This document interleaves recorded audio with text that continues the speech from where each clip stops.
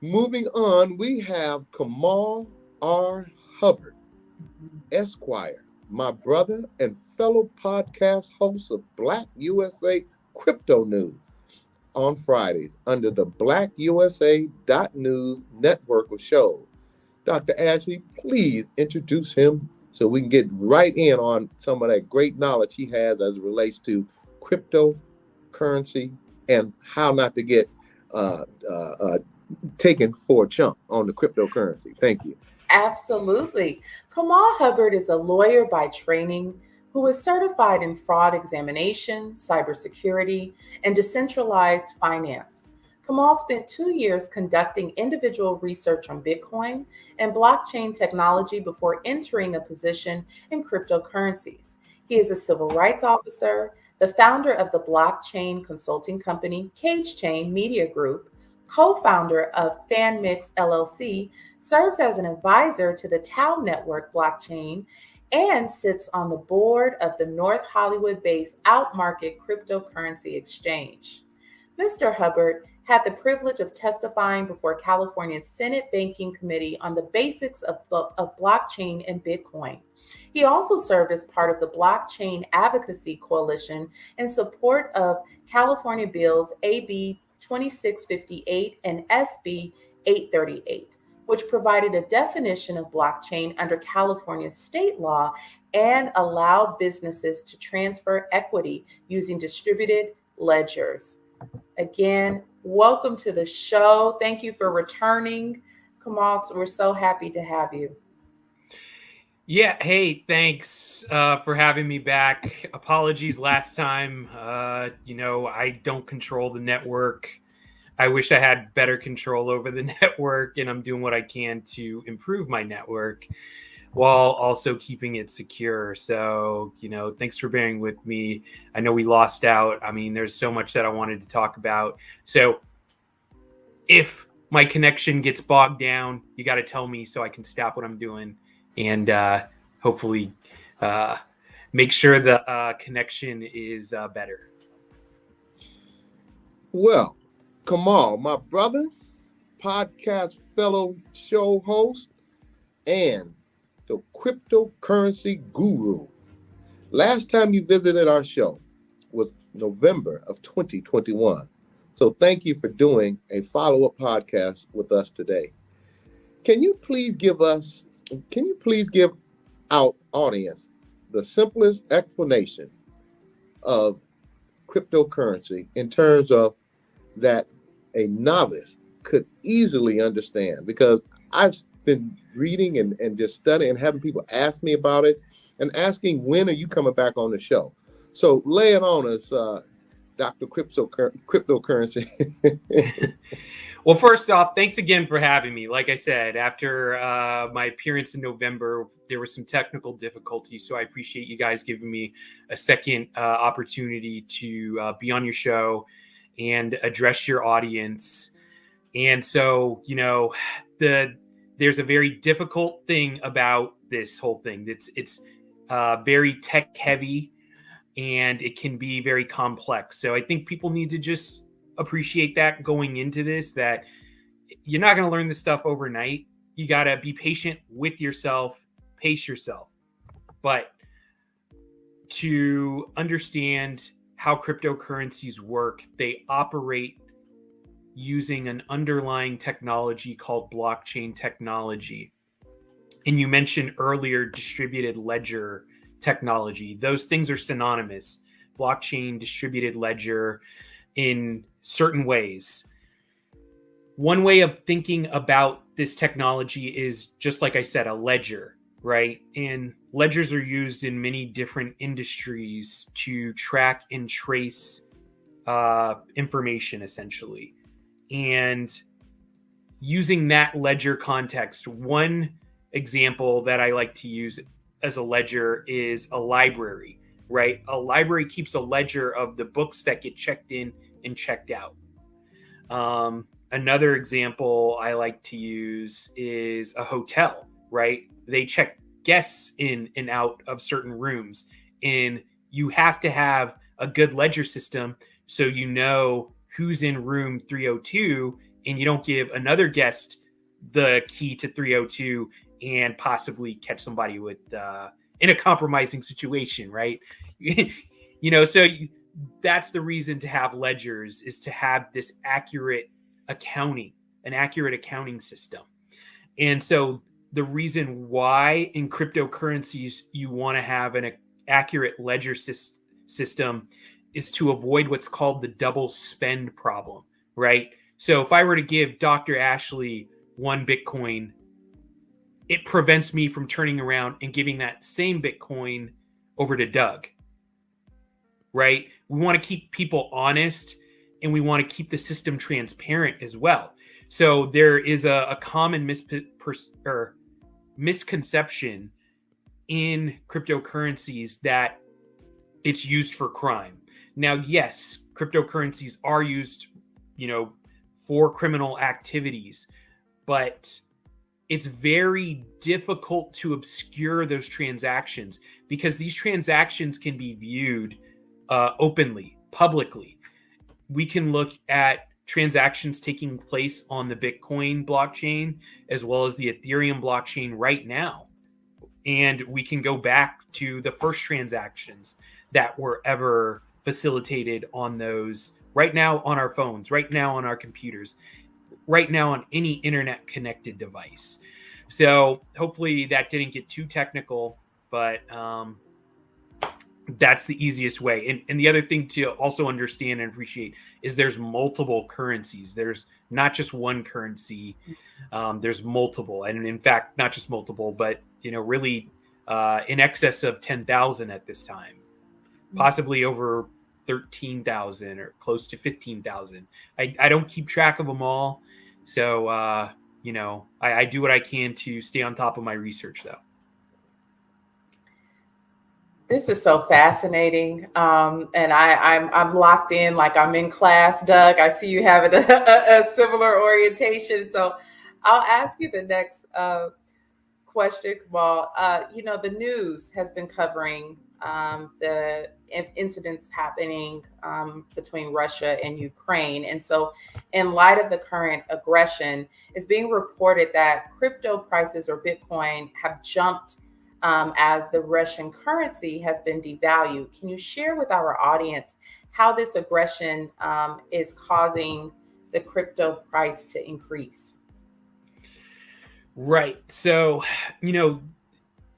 when you're dabbling in cryptocurrencies, there's a lot of things that you can use that I use actually as analytical tools, right? One of the big ones, the major ones to rely upon, is the cryptocurrency market capitalization, also known as the cryptocurrency or the crypto market cap.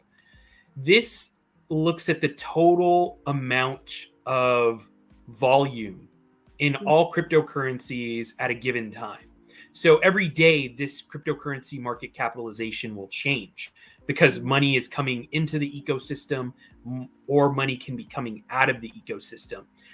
And particularly when we're talking about this conflict, what has happened is we saw a market upswing, right? And what this has been driven by is actually it's multifaceted, but the two major drivers behind this is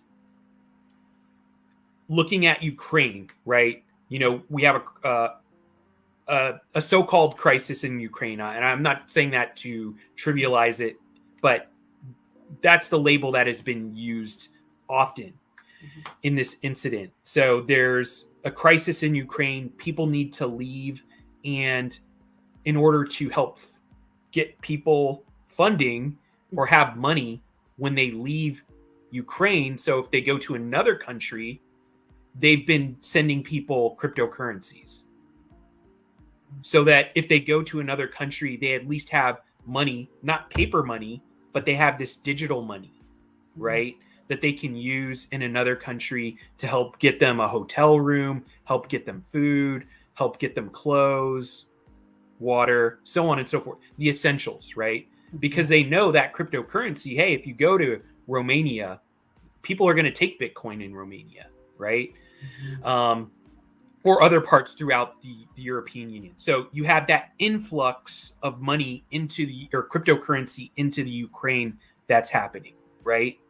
And then you have people in Russia who are affected by the sanctions that have been placed on Russia from the European Union, from the United States, and from other countries that are allying against Russia.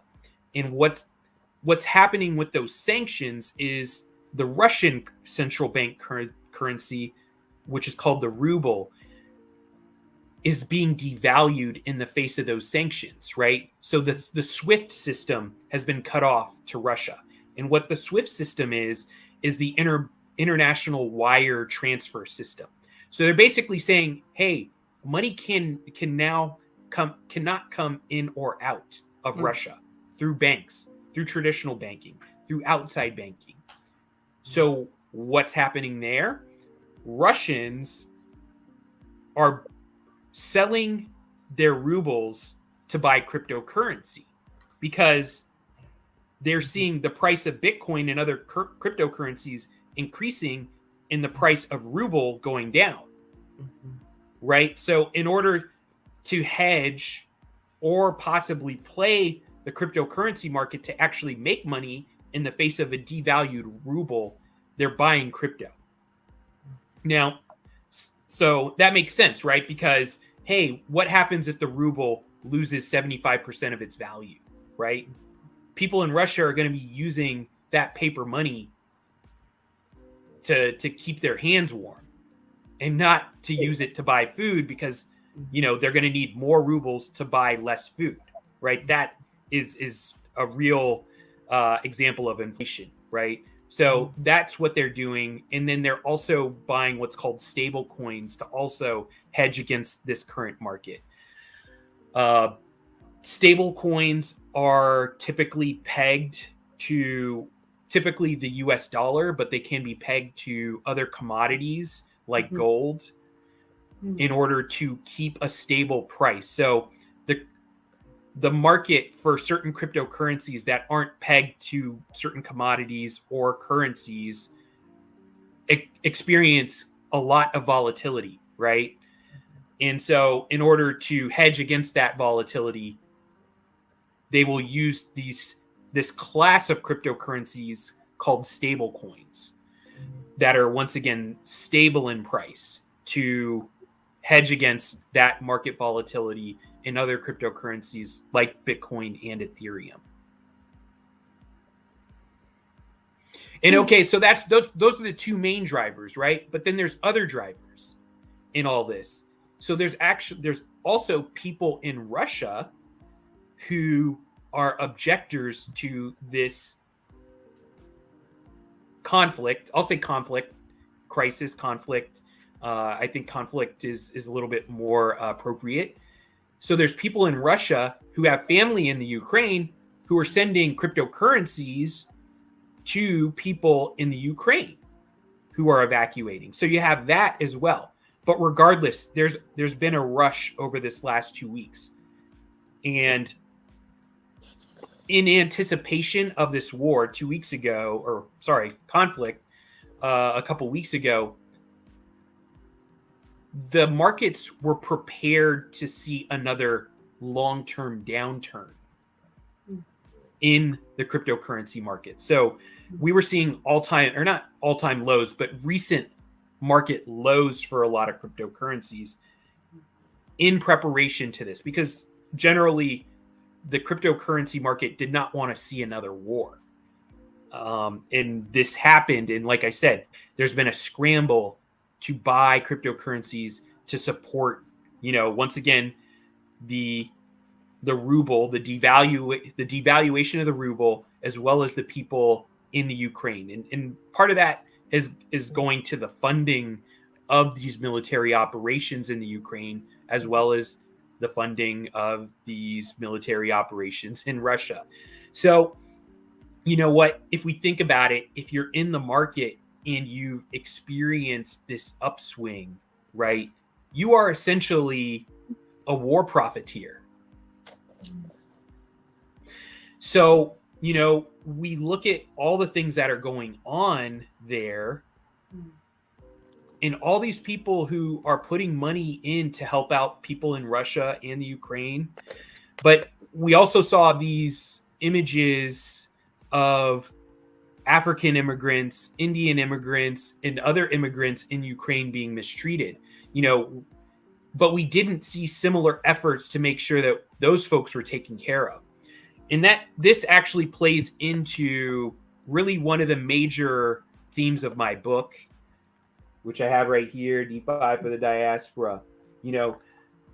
We could be using cryptocurrencies to create our own sustainable global Black economy, where when things like this happen, we can help those folks who need that help, who need that support. And this hopefully is an eye-opener for us to start looking into blockchain technology, becoming creators, innovators, as well as investors, in order to once again create our own economy, not so much to divest from the United States economy or any other, nation state, but that so that we can operate at arm's length in business transactions with one another. And when we need help in a cross-border fashion, we can do it in a very quick, cheap, and easy manner. So these are the things, like let's just say it wasn't Russia that got this SWIFT ban, and it was an African nation, and it's an African nation that's under siege by another nation, right? And we want to help those people, and we can't just walk into a bank and say, hey, I have $500 that I want to send to someone else's bank account. Well, no, we're not going to let you do that. Or even if the SWIFT banking system was active, if a bank manager or a bank teller just doesn't want you sending money, and says, oh no, we're not going to allow that transaction, right? So this is our way of having these financial systems in place to support our own businesses, to support ourselves in the time of crisis.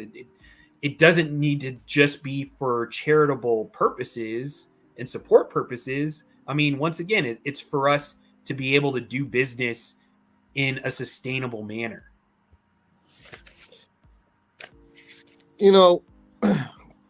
Hubbard, you and me gonna have to hang out a lot more because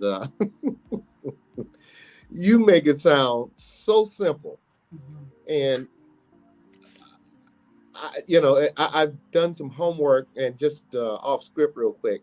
Can you tell our audience what's the best way of not getting taken advantage of? Because I'm constantly hearing people saying, somebody came to me with the purchase of some Bitcoins and I lost thousands, if not tens of thousands of dollars. Briefly, can you, before we get into the next question, can you and I'm going to hit this up again because I've heard so many people talk about how bad it is because they've gotten taken advantage of, instead of talking to a guru like you to explain how they wouldn't have been taken advantage of if they had watched cryptocurrency on blackusa.news. Thank you, sir. Well, hey, thanks for the plug, Doug. But I have gone through various cycles in this industry. And when I first started out, I started out really as an evangelist, right? I wanted to tell everybody about this, the power of cryptocurrencies, and nobody listened to me, right? So all I did was began to focus my research and become even more knowledgeable, because at that time, earlier on, like I said, I was not compelling enough to get people to understand what I was trying to impart upon them. And the more knowledge that I gained, like I said, I'm trying to have a more compelling message that we need to become creators of this technology, not just consumers of this technology. Because what's happening is we're moving into Web 3.0. We're currently in Web 2.0, but we're transitioning, right? And when we look at Web 1 and Web 2, all we were consumers of things like email, instant messaging, social media, right? Like, look at how many Black people are on Facebook, TikTok, and Instagram. None of us created those platforms. None of us profit from those platforms. So we have an opportunity now at the onset of Web 3 to become knowledgeable about these technologies, become early investors, and once again, become creators and innovators in this technology. I mean, yeah, I don't want to go too far down the rabbit hole, but once again, I do what I can. I have a free newsletter. It's free. Well, it's at CageChain.io. Okay. And some people sign up, and there are people who come to me and said, "Hey, you know what?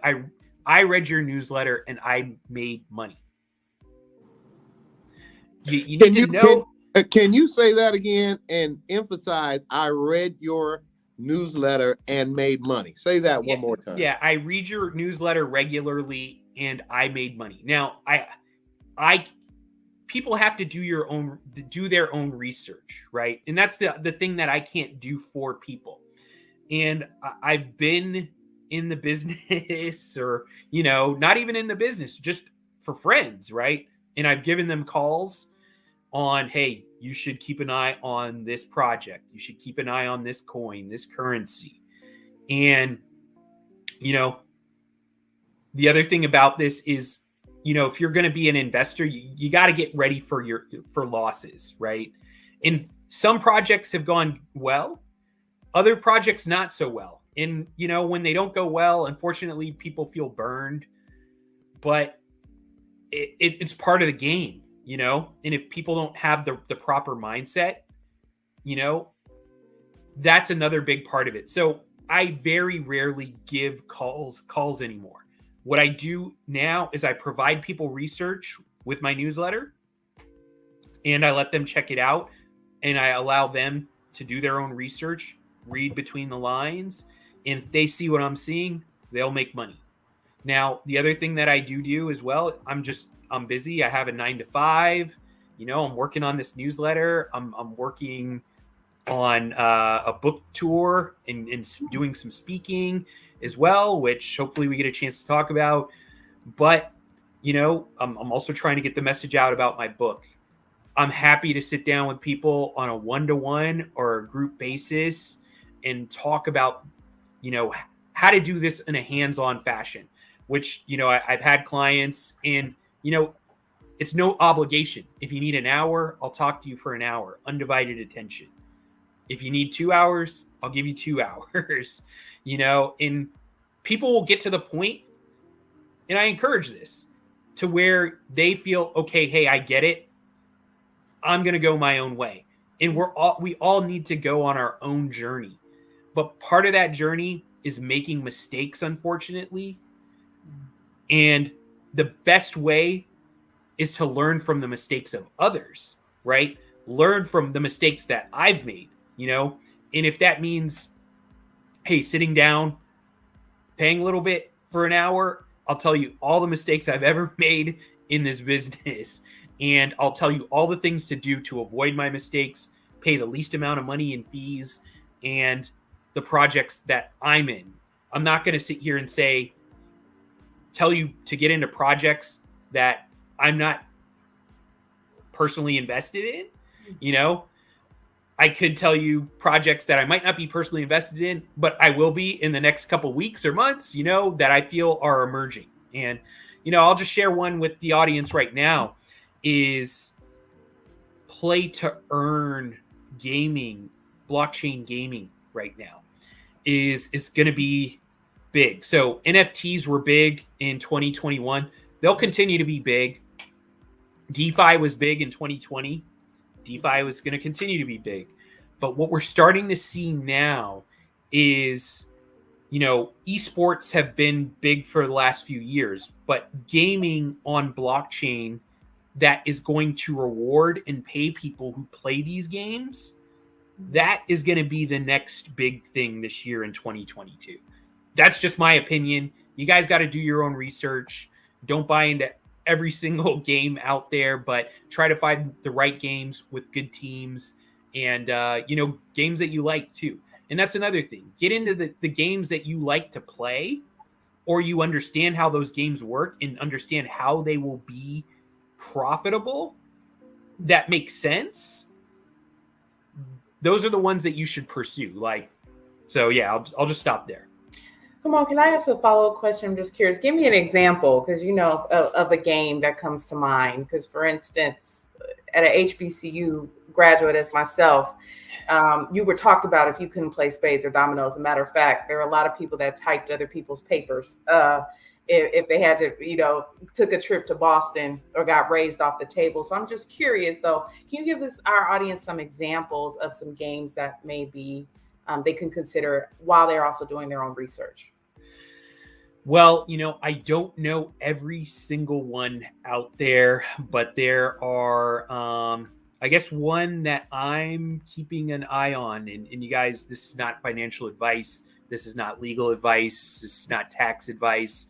This is purely for informational purposes only. So there is a type of game out there. Are you familiar with Street Fighter, Street Fighter 2, Street Fighter 3? In fact, they're going to be releasing Street Fighter 6 this year in 2022. Sorry, I'm not a big gamer myself, but those are the type of games I grew up on. Mm-hmm. Those are the games I have fun playing. And there is one game called Fight Legends that is going to be released very soon here. And it has a lot of the people who worked on the teams for Street Fighter and for games similar to Street Fighter. So, this player versus player, beat 'em up fighting type of game. And now you can be part of this ecosystem that it also encompasses the metaverse as well. So, if you remember Street Fighter, you go in different places around the world to fight different people. Now they are creating a metaverse ecosystem where you can go different places and you can train and you can actually become a trainer. And if you become a trainer, people will pay you to train to get skills and all sorts of stuff. So this is a really, really cool concept that, like I said, I'm keeping an eye on. And that's about as much of a deep dive that I can go into right now. Like I said, I'm not trying to promote this project, but that is an example. No, thank you for elaborating. And yes, I was that player one waiting for my pizza in the arcade. So right. Yeah. So now instead of shoving quarters into a machine, you're using crypto to play. And then there's all sorts of other aspects, right? Like I said, there's the metaverse aspect. There's also like a wager and gambling aspect. I'm not telling people to wager or gamble because you don't have to, right? But let's just say you and I are playing against each other. Someone could say, well, we could wager against each other. I could say, hey, I'll put up the equivalent of $10 if I win. I get your $10, so you get my $10. You come out with 20. You walk away with 20. Right. But then Doug could say, hey, I want a side bet on that. Put some money on, on Dr. Ashley to win, because I know she's a more skilled fighter than Kamal is. Right. He just mashes buttons. So, those are some of those aspects. But then you can just have the ecosystem token. Just invest in the ecosystem token. And as the ecosystem grows with more players, more locations, more trainers, more NFTs, the value of the ecosystem token goes up. So you really don't even need to know how to play the game. What's an NFT for the audience? So NFT is a non-fungible token. So if we look at markets, fungibility in markets is a term that you have a good that is marketable and tradable one-to-one, right? So I like to use the Apple market. If I have Granny Smith apples and you have Red Delicious apples and Dr. Ashley has Fuji's. We can all trade. I'll trade you 10 of my Granny Smith for 5 Red Delicious, and I'll trade another, 10 of my Granny Smith for 7 Fuji from Dr. Ashley, right? So there's many apples that are being traded in this market, right? But what happens if Donnie Glover comes along and he says, hey, I have 1 golden apple? That's not like any of the other apples that we have. And that apple is very rare. It's highly valuable. And it's not fungible. Nobody else has another golden apple in that market. So that's what a non-fungible token is. It's 1-to-1, very rare. So there might be more than one. There might be a few, but it's tapping into a collectible, a digital collectible that is very rare once again. And non-fungible tokens, the NFT ecosystem has done wonders for artists. It's changed the artist economy, in fact. So I don't know if you heard a couple weeks back, Snoop Dogg is reviving the Death Row label and making it into an NFT music label. So NFTs are not just still images, not still digital images. They are now going to be motion images and other types of file types that are going to be encompassed into NFTs moving forward. In addition, and before we go on break, let me get one more question out for you, Mr. Hubbard. In addition, it's also being reported this may be turned into a crypto conflict, which seems to be an emerging new term. Do you see cryptocurrency helping Russia and its billionaires to elude the sanctions imposed by NATO and the United States? Thank you, sir.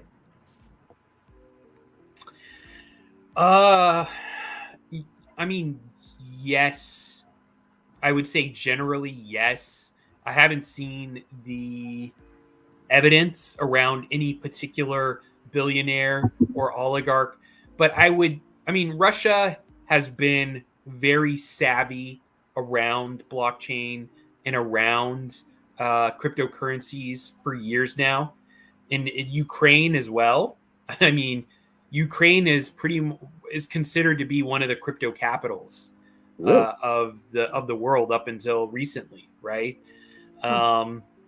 They were very crypto friendly, and a lot of projects had gone to Ukraine to do development and work on their projects there because the government was so friendly to crypto. So, like I said, I say that in the affirmative only because of how crypto savvy Russia has been for years now.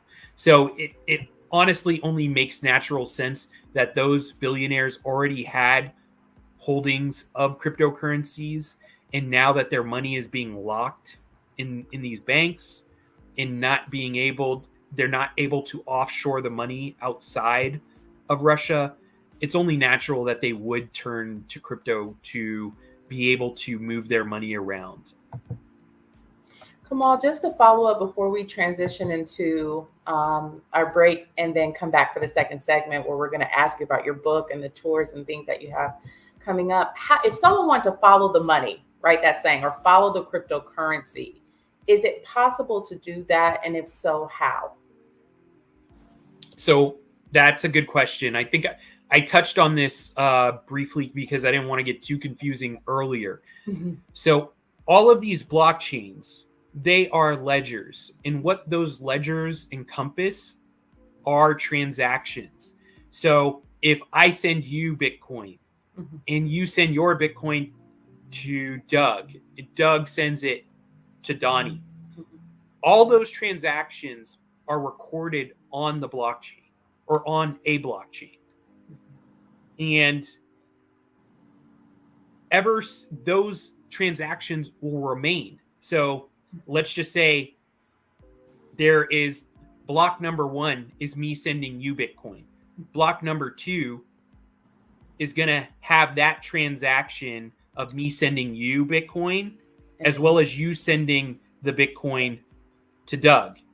Block 3 will have the data of me sending you Bitcoin to Doug and then Doug sending it to Donnie, right? So every subsequent block is going to memorialize what happened in previous blocks.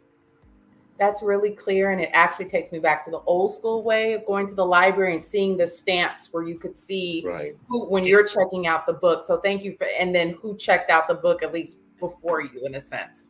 And then the other thing, just to say this, is public blockchains like Bitcoin and Ethereum, they can be audited once again by any of us. We could go online right now to a blockchain explorer. All that information is publicly available.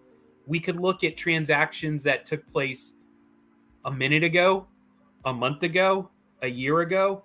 It's all there. It's all accessible, and it's all transparent. Doc, can you take us to break? Because I'm telling you something. I am learning and curious to learn more. Thank you, Kamal Hubbard, sir. You have been a wealth of information. Dr. Ashley, can you give our sponsors a quick acknowledgement? Thank you. Sure, it's my pleasure. Thank you, Mr. Donnie Glover of BlackUSA.News.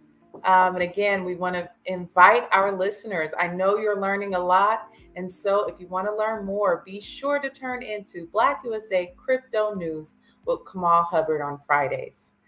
Again, a special invitation to our listeners in the Bay Area or those who are visiting to check out Chef Carter Lewis at Soul Slice, located in the heart of Oakland, California, 5849 San Pablo Avenue, every Friday in March of 2022.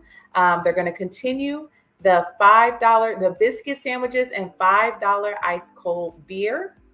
And then on Sunday, March 13th, they're having their monthly gospel brunch. Reservations are required. So visit the website, www.soulslice.com. Again, make your reservation for the gospel brunch, as well as check out the catering services available. To learn more about our other sponsor, Ms. Tammy Willis, owner of Magnolia Engineering and Construction, visit www.magnoliaengineeringandconstruction.com. They want to be a part of growing with the wonderful community of Oakland, California, and connect with Magnolia Engineering and Construction now on all social media platforms. And finally, to join our advertising family, send your company name, address, website, and contact information to bbrt2021@hotmail.com.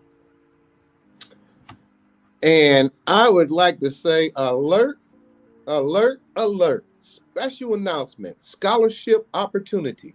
The Black Business Roundtable wants to remind our audience about the scholarship being offered by the Gamma Phi Delta Sorority Incorporated. 1943 was when they were established. Gamma Chi Chapter, San Francisco Bay Area. Watch our February 24th, 2022 podcast featuring Mr. Marcus Flowers running for Congress. And I call him the sheriff because when I went on his website, he has the cowboy hat and the belt buckle. I keep saying there's a new sheriff down there in Georgia. We got to get him in. Marcus Flowers running for Congress in the 14th district in Georgia. Marcus for Georgia. That's Marcus, F-O-R, Georgia.com. And Janani Ramachandran running for District 4 in Oakland, California. Janani 4, that's F-O-R, Oakland, California.com. Her hashtag, his hashtag, send Congress flowers. That's huge. I love that. Send Congress flowers for Mr. Marcus Flowers. And Marcus Flowers 4, that's F-O-R, Georgia. And you can see him on our podcast on February 24th 2022. He was an amazing guest. Also, listen for the scholarship email address to your request to request an application. Let's continue with our guest, Mr. Kamal R. Hubbard, Esquire, the guru of cryptocurrency and fellow podcast host of the Black USA Crypto News on Friday under blackusa.news network of shows. Tell us about your upcoming event, The Future and Finance, presented by the Marin County Corporation team at Marin County Corporation team, hashtag Marin City, on March 19th, 2022 at 12 p.m. located at St. Andrew's Church. Also, the Future in Finance event appears to be an in-person event. But what about those that would like to attend virtually? Is that possible? Unfortunately, this is an invite-only event, but I am getting the message out about the book, The Future and Finance. And so if there's anybody out there who's watching this who would like me to address your group, your church, your nonprofit, your school, or anything like that, please feel free to reach out to me. Even if you need to reach out through Doug or Dr. Ashley, I'm on a mission, and the mission is to get this message out about decentralized finance, what it is, and why it's important. The reason why, and I want to give a major shout out to the Marin County Cooperation team. They are looking to address the historical and systemic issues that affect the Black community in Marin County, specifically in Marin City. So they told me to go out there and, not pull any punches in terms of, being. They said that they're an unapologetically Black organization, and they want to do everything that they can to help the community.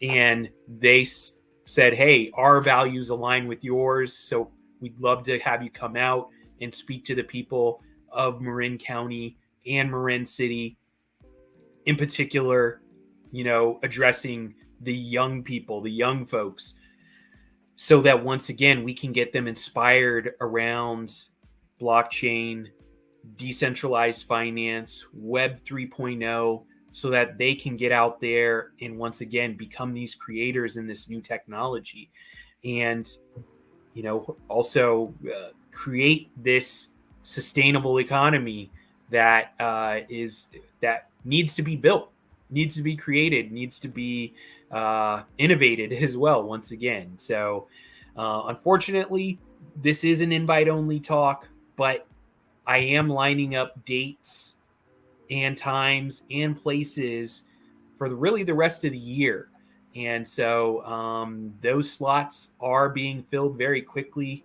That will see me go to places like Tulsa, Oklahoma, New Orleans, Louisiana, Houston, Dallas, Los Angeles, Las Vegas, Indianapolis, Chicago, Milwaukee, Cleveland, in this first run. So, but there will be many other places to go. In fact, I see this as the first phase that will have me go throughout the Western Hemisphere. And, and then in this next phase beyond that, through the Caribbean and to the continent of Africa and parts of the European Union. So this is a global message, and I'm going to be hitting the road this year and starting locally. And what better place than Marin City with the Marin County Co-op team at St. Andrews on March 19th. So if you guys know the folks at the Marin County Cooperation team, reach out and ask for an invitation. I know that they're handling a lot of the invites, especially Like I said, the local Marin County people who are in that area, they're going to prioritize. But, I think if you have your connections and you know the right people there, you might be able to get an invite on March 19th from 12 noon to 2 p.m. Dr. Ashley? Yes, I actually have two questions. So one, and I've done some research, Kamal, and so I want to give you an opportunity to, as you've been planting seeds about your book and this book tour, it's very clear this how you're taking up the mantle and really trying to appeal to the diaspora, the African diaspora. So just for a moment, and I've had previous experience in working with athletes in sports is really important to me. Former professional basketball player J.R. Smith, who's now returned to North Carolina A&T to complete his undergraduate education and now is also a D1 golf athlete, was recently on a podcast discussing the missed opportunities that he feels that African American athletes have actually not been as responsible and have been able to, or using their money in other ways instead of unifying and creating one's own digital financial footprint. In addition to that, we see other athletes, Odell Beckham, opting to take a part of their salaries in cryptocurrencies. And I'm just curious about, how do you foresee cryptocurrency impacting athletics? Oh, it's going to be huge. And yes, you're going to start to see more athletes getting more of their salaries in crypto, and they're going to essentially become their own they're going to become their own venture capitalists, essentially, right? Like the whole proposition of decentralized finance, or one of the propositions, is that you become your own bank. And this kind of goes back to, the people who did get burned and got hurt. And I hate to see those stories, but it's all about you taking control over your finances. You are in doing that. Not only are you able to realize the rewards when the market's conditions are there for you, but you also take on the risks in the markets as well. And we're not just talking about market risk. When we're talking about DeFi and really crypto in general, there's a huge security risk, right? Cybersecurity, and we're going to see more of this too as this conflict continues to move forward. There's going to be more cyber attacks. There's going to be more hackers who are going to be targeting people for their Bitcoin. I know those are things people don't want to hear, but that is the double-edged sword. You have to become not just well-researched in the cryptocurrency projects, you also have to become well-researched in cybersecurity protocols as well, and not doing things like checking out your wallet at a Starbucks Wi-Fi, right? Don't do that. Don't do that. That's not a good idea for a number of reasons. But, those are some things you need to do. But once again, going back to the athlete example, if someone gets $10 million guaranteed money up front, right, they can once again become their own venture capitalist, in that they will begin to invest in other projects, much like a venture capital firm would. And if those players band together to invest together, they can then become their own private equity or own crypto hedge funds, right? But these are things that we could do locally, right? If we came together just as Black USA News and we said, hey, you know what? We want to have our own crypto fund. And, it's not so much that one person has to control all the money, because it doesn't have to be like that. We just all move together in and out of projects, and we prosper together as a group, as a collective. And I'm just using Black USA once again as an example, but people can do this as families, right? People can do this as communities, right? As other crypto enthusiasts, we could all come together in, hey, you know, 1 week I can do the research on the projects I like, and we all invest in this project, you know, a little bit, and diversify across projects and across platforms, and begin to diversify and begin to realize profits. And then next week, Dr. Ashley, it's your turn to give us a project that you like, and we can choose yay or nay if we're going to invest or not. And then, you know, once again, when we start to do that, and then not just that, but then we start to do business with one another too. So, you know, I can go into Soul Slice and we can create our own currency, right? And Soul Slice accepts it and says, hey, you know what? You guys are going to get 20% off your meal because you're using this local Black currency that is being used and circulated among Black businesses locally and or internationally. Then that, once again, you're not just talking about this venture capitalist or crypto hedge fund scenario. We're actually talking about an equitable system because we're all going to treat each other fairly. That's the hope.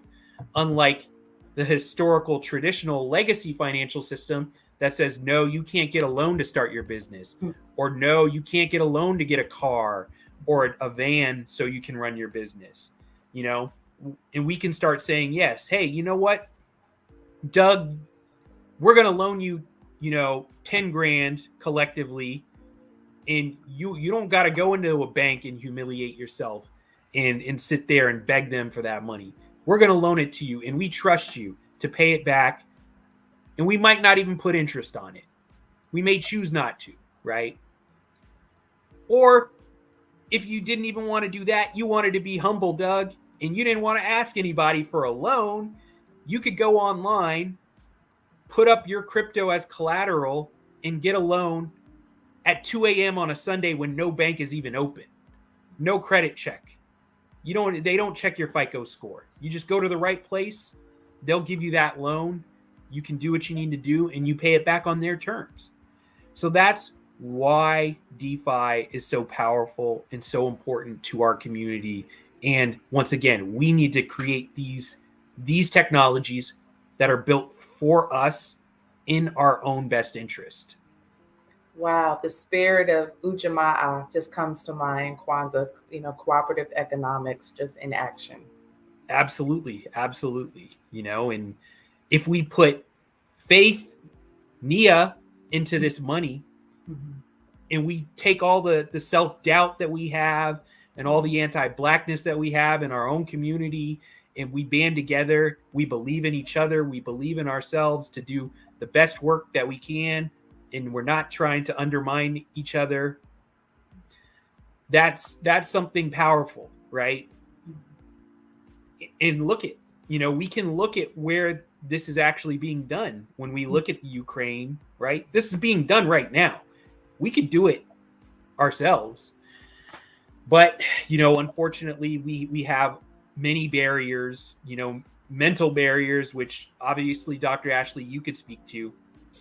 But then historical, systemic, economic barriers that have kept us at the bottom of the rung that, once again, allow us to not have the sort of capital that others can put into this market and be able to do well and prosper. Well, as we wrap this up, are there any last words you would like to share with our audience that perhaps we did not cover? Thank you. Yeah, absolutely. So a project that I want to also shout out to, you know, I talked about the play to earn gaming earlier, but there is a Black smart contract developer that I have partnered with. And, you know, full transparency here, full disclosure, you know, he is a sponsor of my book tour. And this project is called Elephant Money. And in Elephant Money, there is a way for me to partner with everybody who wants to partner with me.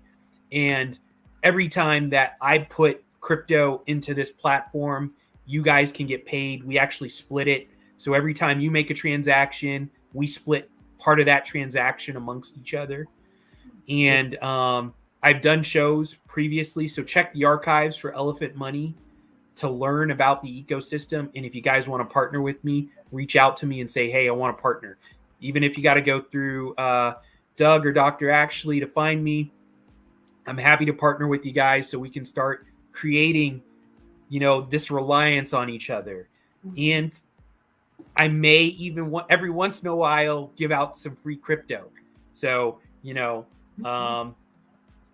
partner with me. Like I said, this is a great project. It's a Black smart contract developer. We need to support our own projects in crypto. And as those projects prosper, we start to support other projects in crypto. And then, like I said, we can begin to have our own parallel Black economy where if we need to come to the traditional system, if we have to pay a utility bill, we got to pay a car note, we can do that, right? But when it comes to working with each other, we treat each other with the respect and dignity that we don't get in the other system. Dr. Ashley, do you have any further questions? No, but I feel like I could take a quiz, and I'm getting there, definitely. I really just appreciated the wealth of knowledge that you've shared, Kamal, and the examples were so helpful. The other day in a conversation with my mom, she mentioned NFTs, and I said, Mom, what do you know about that? So definitely, I have to catch up, and I feel like I am, and I look forward to supporting your book and, again, visiting your website. I've checked out your show as well, but just staying tuned and wanting to learn more. But just thank you for what you've shared today. Yeah, my mom was telling me the difference between Bitcoin and Ethereum one of the last times I got to see her, and I was like, oh, Mom, you're making me so proud. She's learning crypto. Audience, you've just heard from Kamal R. Hubbard, Esquire, the crypto guru who is teaching all people, and specifically Black people, how we can be the masters of our own destiny. Kamal Hubbard, my friend, my podcast colleague.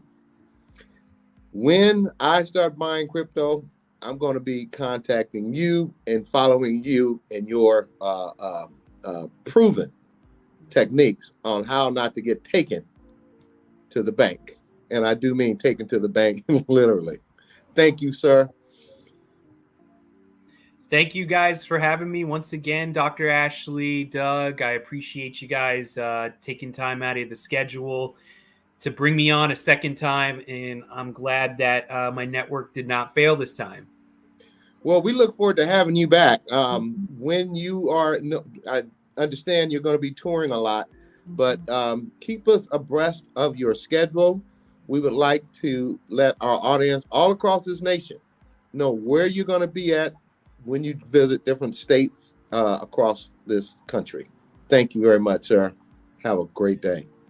All right. Stay safe, folks. Thank you. Dr. Ashley? Wow. That was amazing. Yeah, it seems like the more I read about cryptocurrency, the more confused I become. But when he comes on, he makes it simple. I mean, like checking in a hotel, checking a book out of a library. That makes it pretty simple. Yes, I know. I would definitely appreciated those examples. And, the more we learn, the more questions are going to emerge. And so I look forward to seeing where his tour goes. It sounds like he's coming down to Los Angeles. So I want to keep abreast of that and then be ready when we can see if we can get him back in the future and ask some more questions. But what a wealth of knowledge. So it sounds like that we have an opportunity to continue the discussion and highlights we've